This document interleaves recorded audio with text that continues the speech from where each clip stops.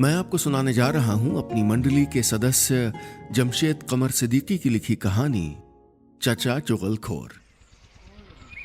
कहते हैं कि गरीब की हाय, कंजूस की चाय और चुगलखोर आदमी की राय नहीं लेनी चाहिए, बाद में बड़ा परेशान करती है।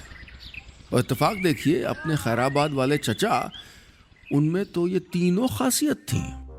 गरीब भी थे, कंजूस भी थे और चुगलखोर तो खैर थे ही। गरीब तो यूं मान लीजिए कि दिल से गरीब थे।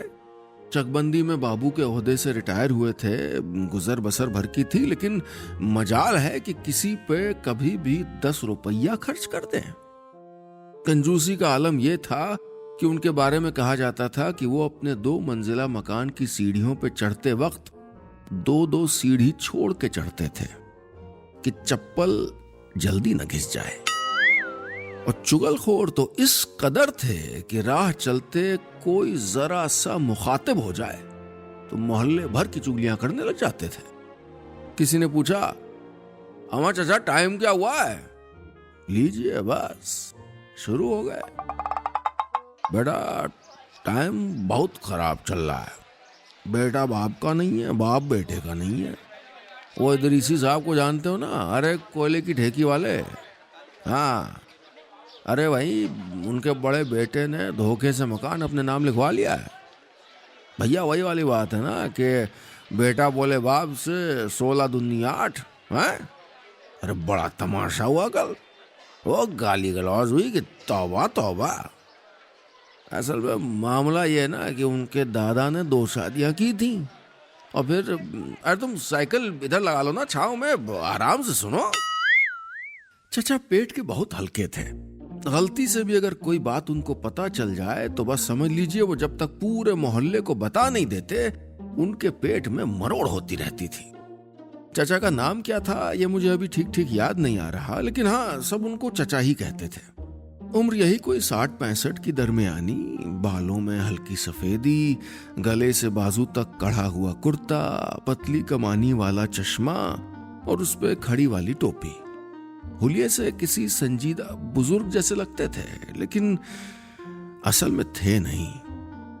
बीवी जवानी में साथ छोड़ गई थी, औलाद कोई थी नहीं। मस्त मौला आदमी थे। आदमी क्या थे, चलता फिरता रेडियो थे। कोई बात अगर पूरे मोहल्ले में फैलानी हो तो सिर्फ चचा को बता दीजिए, और अगर ज्यादा जल्दी फैलानी हो तो इतना और कह दीजिए कि चचा किसी और को बताइएगा नहीं। बस जी, हो गया काम। हम कहाँ जा रहे हैंगे? फिर चल दिए बस अड्डे की तरफ क्या? एक सुबह जब वो मोहल्ले की चौड़ी सड़क से बस अड्डे की तरफ चले जा रहे थे तो नुक्कड़ वाले रसूल हलवाई ने जलेबी छानते हुए आवाज लगाई। चचा ने कंधे पे झूलते हुए बैग को संभालते हुए जवाब दिया, हाँ रसूल यार, बिलावलपुरवा तक जा रहा हूँ। पीर बाबा की मज़ार तक हुआ हूँ। जुमेरात है ना कल। वो आंख मार के बोला, बड़े चक्कर लगा रहे हैं आजकल, कोई खास मुराद तो नहीं मांग ली हैगी? चचा शर्मीली हंसी हंसते हुए बोले, अरे नहीं यार, अब क्या मुराद मांगेंगे, बस अब मोहल्ले वालों की खैरियत की दुआ करते हैं। हमारा क्या है, सर सिजदे में है, पैर कब्र में। कहते हुए चचा बस अड्डे की तरफ चल दिए।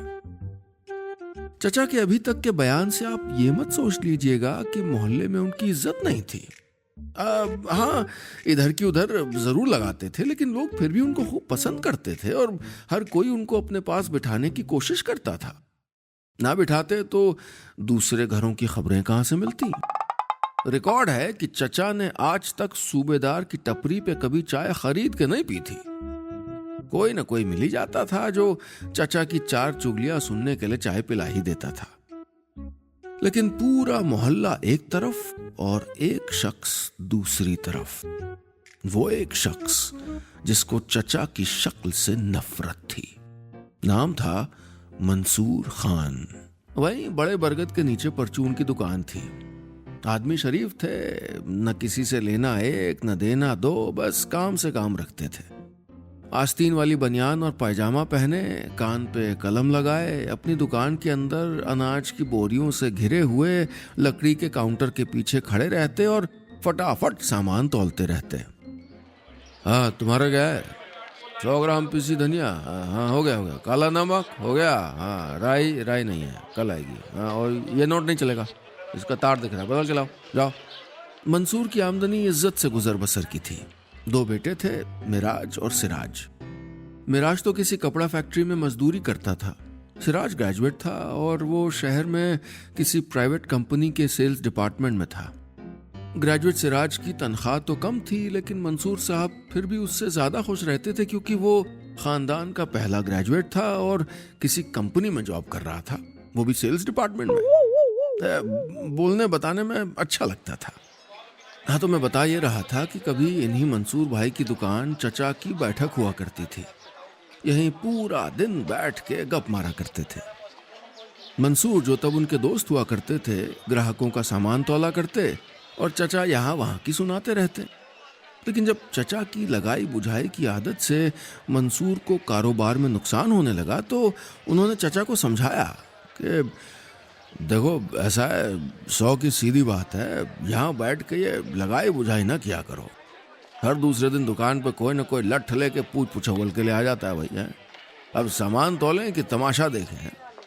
ईमान का डर है हमको। किसी को कोई चीज चुटकी भर भी कम तौल के दे तो क्या जवाब देंगे खुदा को।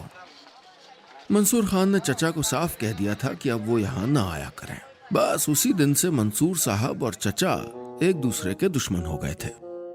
उसके बाद से तो सूबेदार की चाय की टपरी पर चाय सुड़कते हुए उन्होंने मंसूर के बारे में वो बातें लोगों को बताई हैं कि क्या बताऊं। टिकट कहाँ जाना चचा?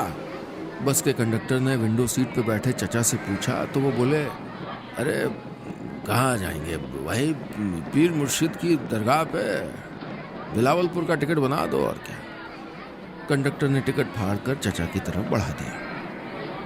अभी तक के बयान से आपको लग रहा होगा कि चचा चाहे जैसे हों, मिजाज से बड़े सूफियाना होंगे, है? तभी तो हर जुमेरात पीर बाबा की मजार पे जियारत करने चले जाते थे, है ना? लेकिन ऐसा नहीं है। ये मजार का चक्कर दरअसल एक दिखावा था।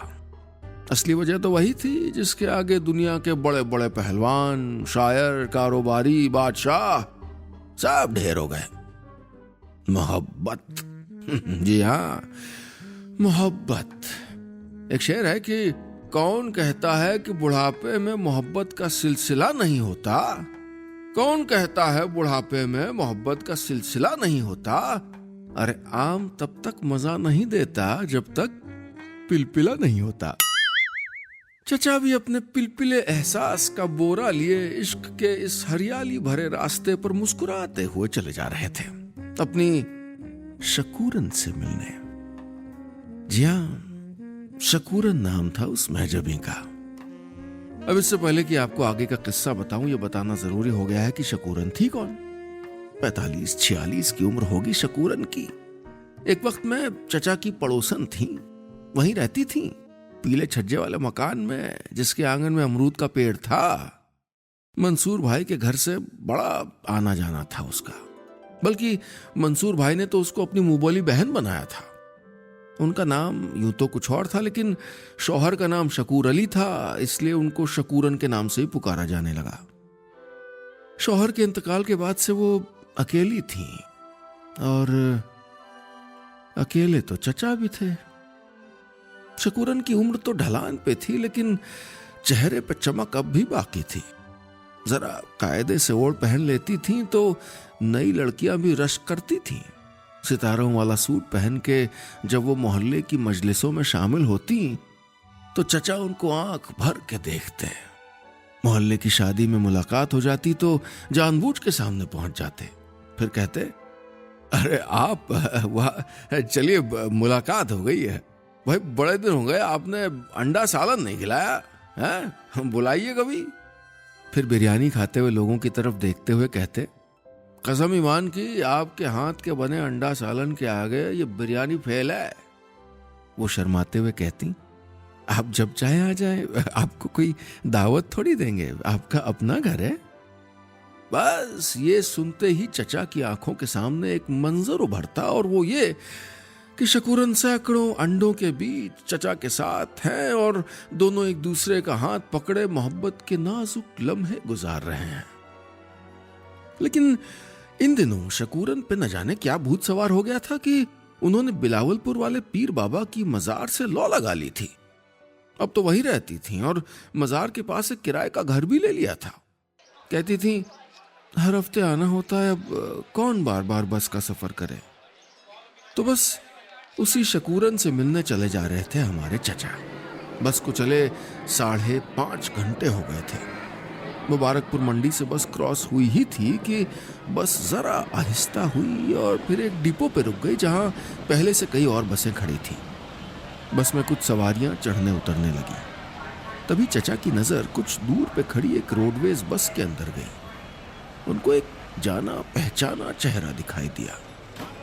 अरे ये तो सिराज है, मंसूर खान का ग्रेजुएट बेटा।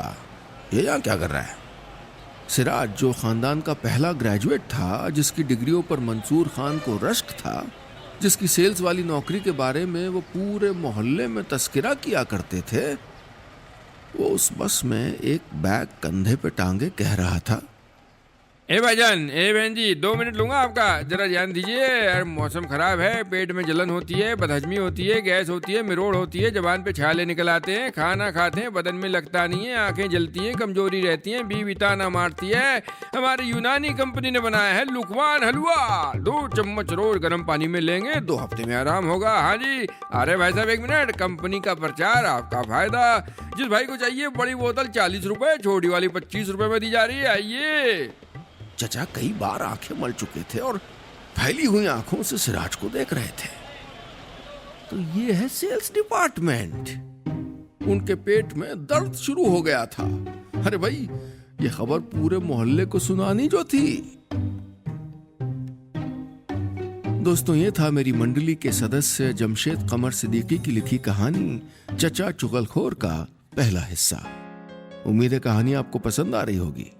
तो क्या मोहब्बत के सफर पे निकले चचा अपने दुश्मन मंसूर खान के ग्रेजुएट बेटे की हकीकत पूरे मोहल्ले को बता देंगे? और शकूरन की मोहब्बत उनको कैसे हासिल होगी? जानने के लिए सुनिएगा कहानी का दूसरा हिस्सा, चचा चुगलखोर पार्ट 2।